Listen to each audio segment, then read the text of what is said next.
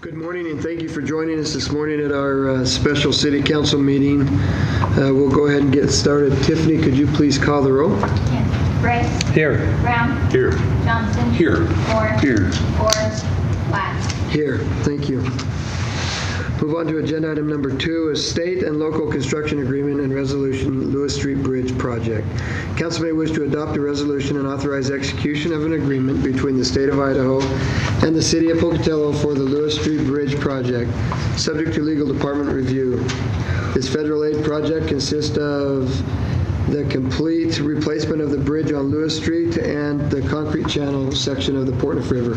Highway Technical Assistance Council, LHTAC, will administer this project for the state. Funding is available in the amount of $1,316,000 with a local match of 7.34% or approximately $96,000. Funding for the city's construction match has been programmed into the fiscal year 2016 Fund 70 budget. Construction is anticipated to begin in the fall of 2016 or spring of 2017. Hi, I'm Sukriti Panthi and I am an intern in the engineering department. So the bridge is right now it's a 12-feet lane each, and it will be the width will increase to 14 feet width, and then with the replacement, the load capacity of the bridge will increase as well. So right now we don't know the condition of the bridge since it was built in 1948. So by doing the complete replacement, we know that we know the load capacity of the bridge as well. Okay, do we have any questions? Is this a typical age for a bridge within the city to last from 1948 until now? Right now, the bridge that as this old, there was another bridge which had been like, there has to be something done about it, obviously. But then this bridge, the condition of this bridge is not known. So I will say not. If we knew more about the condition right now, then it could have been lasted for longer by working on it. And how long will this bridge project last? How long will it take to complete the construction? It will depend on who takes the construction. So we are we're expecting that it will take about 3-4 months. So the bridge will probably start in the spring, so it will be done in summer. So since it's going to be harder to work in winter, but if the contractor says it can be done earlier, then they will start in the fall. Thank you. Mm-hmm. Why is the condition of the bridge unknown, and why, if it's unknown, how do we know that we need to replace it? We know the sufficiency rating, which is 45 out of 100, which is really low for bridges. But then the pillar and stuff, it is deep, and then we don't know the extent of its deterioration. And then we are comparing this bridge with another bridge that was built about 5 years later, and then compared to that bridge, which had to be I think it was a few years ago, which we worked on it. We are comparing it to that bridge to tell the condition of this bridge, but by looking at it, we can tell that there is a severe deterioration, and then there is rusting of the steels. And Roger, the bridge is actually 4 years older than me, so that pretty much determines its shot. Could be another way of looking at it. So we should have closed it about 5 years ago. Any other questions, council? Okay. Thank you. Mm-hmm. Thank you.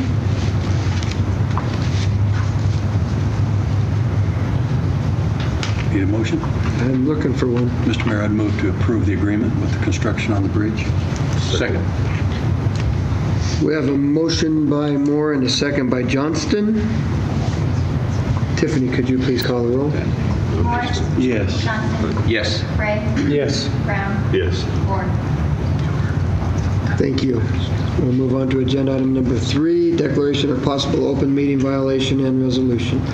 Council may wish to consider a possible violation of the requirements of Idaho Code Section 74-208, paren 7, paren B of the Open Meeting Act by the fact-finding panel during the negotiations of the IAFF Local 187 Collective Bargaining Agreement held on December 2nd, 2015. The following considerations are: A, should the council declare the open meeting violation occurred by acknowledging the fact-finding panel deliberated and made a decision in a closed meeting, and said action is a violation of the requirements of Idaho Code Section 74-206A and the Open Meeting Act, and B, adopt a resolution that the actions of the binding fact-finding panel as set out in the December 2nd, 2015 decisions are null and void, and direct the applicable staff to return to the negotiation process for the issues related to the decision of the fact-finding panel.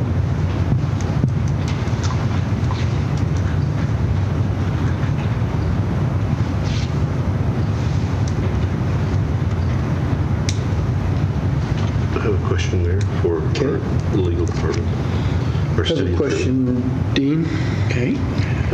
A few weeks ago, we had some training about open meeting, and in there, we talked about the difference between self-reporting or having an outside agency investigate us. What's the difference, and why do we do that process?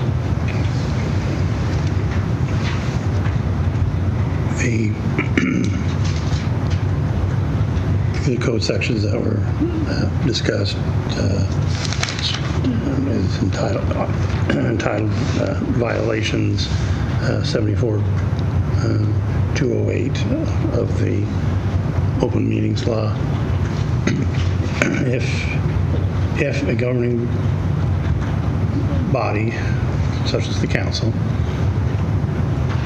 believes that there was a violation of the open meetings laws, and then this governing body can cure that violation, or by declaring that the violation occurred.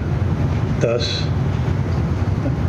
what curing essentially means is then it does not need to be further investigated by either the Bannock County prosecutor or the Attorney General of the state of Idaho, and it also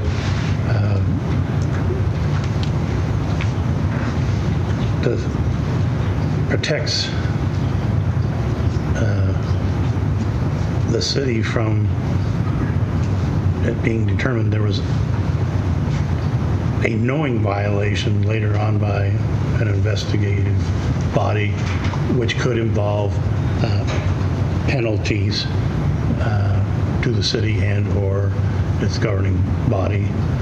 And so that's the major difference. Is if we've received information that leads, if you've received information that leads you to believe a violation that did occur, you declare that a violation in your mind and your information that there was a violation.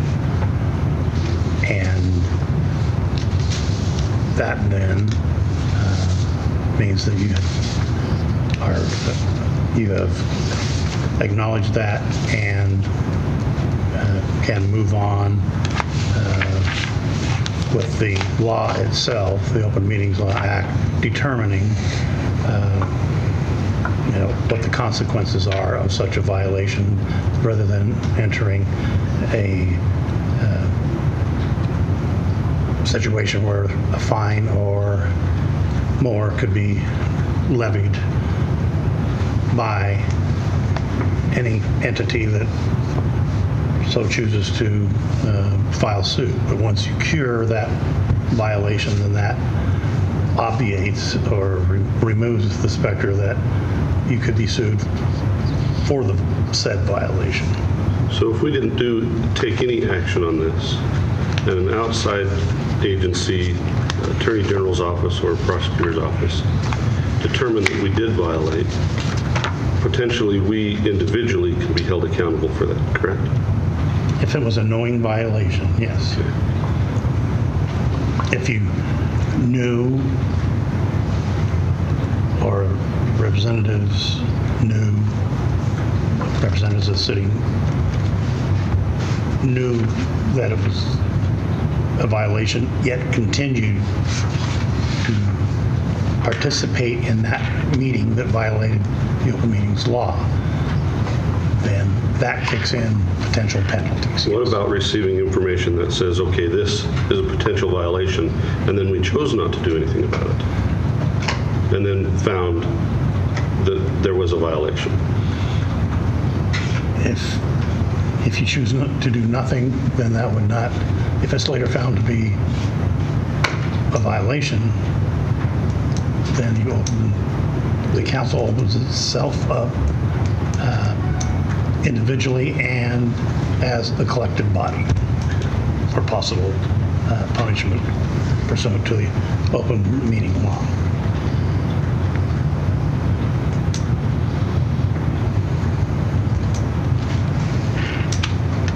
Any other questions for Dean?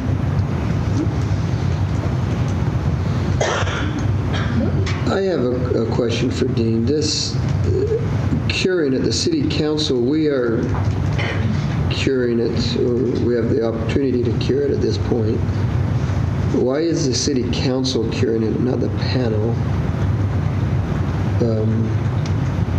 that violated the open meeting law? Well, first of all, the panel that we're talking about was a fact-finding commission consisting of a representative selected by the city, one representative selected by the fire union, and then a third member who was essentially selected by both the representatives, union and city, to be an independent third member of the commission. And the open meetings law states that a body that has the power to render a recommendation or a decision to the city council has to abide by the open meetings law. And this panel met specifically just as a fact-finding commission, and so they don't meet on a regular basis. It was basically they were called together to do fact-finding, but they had the power to make recommendations, to deliberate the facts, and to make a recommendation or decision as to whether what those facts were. So are you telling us that they are an extension of the city council? They are, what I'm saying is they're a body that had the powers to make recommendations to the city council. Okay.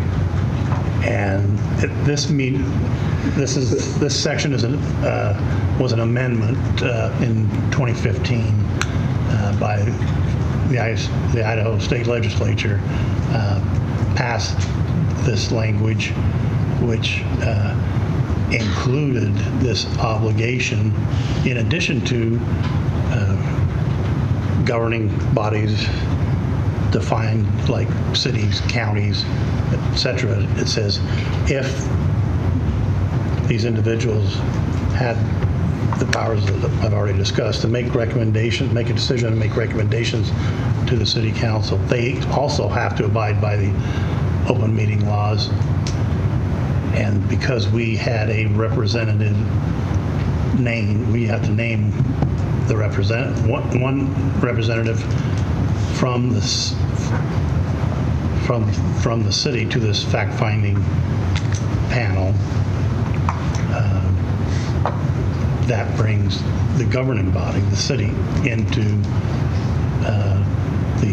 this new statutory area. Unfortunately, it's new enough. I believe it was enacted effective in July of 2015, but there's been no cases decided by the Idaho Supreme Court interpreting that language other than what the plain language is in the statute itself. And so we know that deliberations were made behind closed doors, and a decision was rendered, which was announced later, subsequent to that deliberation and decision of the panel. After they had made the decision, they announced it publicly, but the discussion, deliberations, discussion of the facts all took place behind closed doors, which arguably does require that deliberation and decision-making to be open to the public. So if I understand you, June 30th, 2015, had this happened behind closed doors in a closed meeting, and then a decision announced later, there would be no open meeting violation. But because of the state statute that went into effect July 1, had it happened on July 1st, then the violation would have occurred. The violation occurred because there was deliberation and a decision made behind closed doors. Yes. And the decision was rendered in December of 2015. And the discussion, deliberation, and decision was made behind closed doors in that December meeting. I'm assuming that's why we had two attorneys and a former judge that made this decision behind closed doors, and it's just a new law. They were not versed on it. I'm assuming, I mean, you can't answer that question. You can't speak for that really, because it's, yeah. So, Dean, I wasn't on the council when all this happened. Do I have a get out of jail card for When you're elected, you inherit all the things that happened before. You know, but because there have been decisions based on that decision without really due process, so to speak. That puts me in the hopper too, doesn't it? Fine. I mean, Oh, you mean a fine? You would be... Yeah. Oh, I see what you're saying. The decision you would have to make, but you might get out of the fine situation because of you weren't on the Well, there council. were downstream decisions based on that. So all we're trying to do is rectify a decision that wasn't made according to the book. in accordance with the, I think, the open meetings law. Open meetings law. Okay. That's what we need, guys. So that's it. No. I'd be curious if Rich has any comments he wants to make.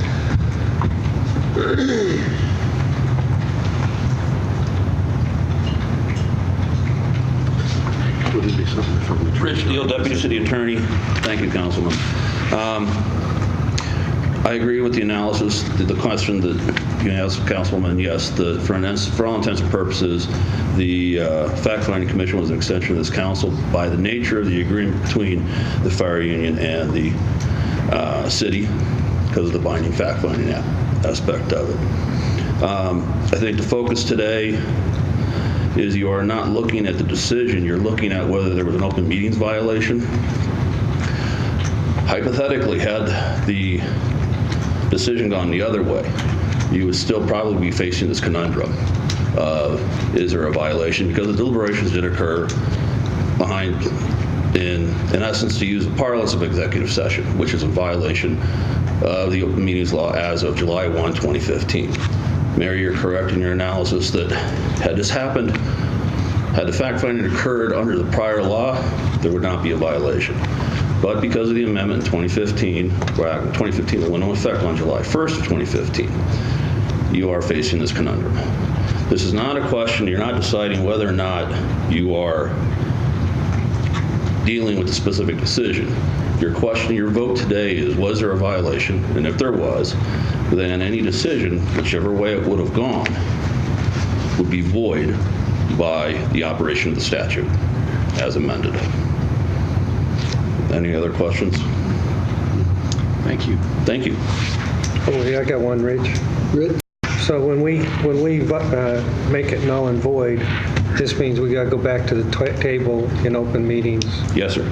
We have to comply with the current statutory scheme, which makes all labor negotiations, except for a very discrete, finite area for executive sessions, open to the public.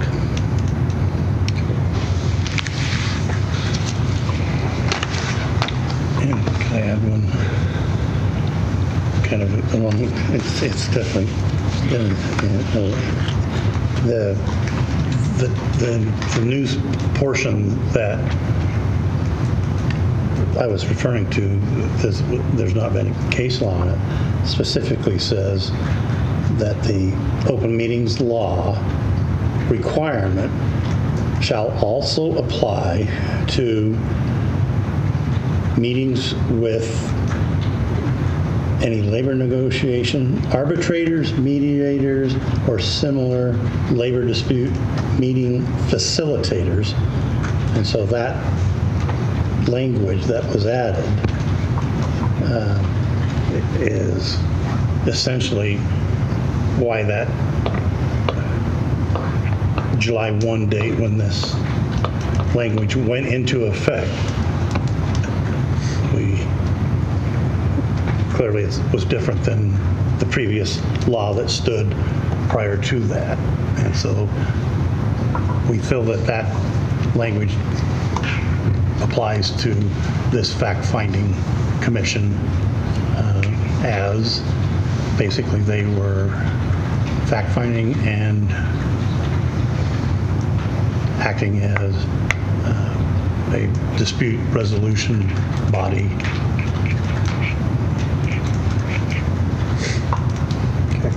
Okay.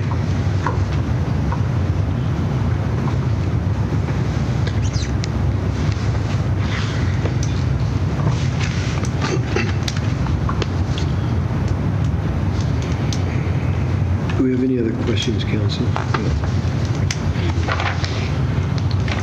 Mayor, I move that we declare an open meeting violation and we seek resolution, and that in declaring that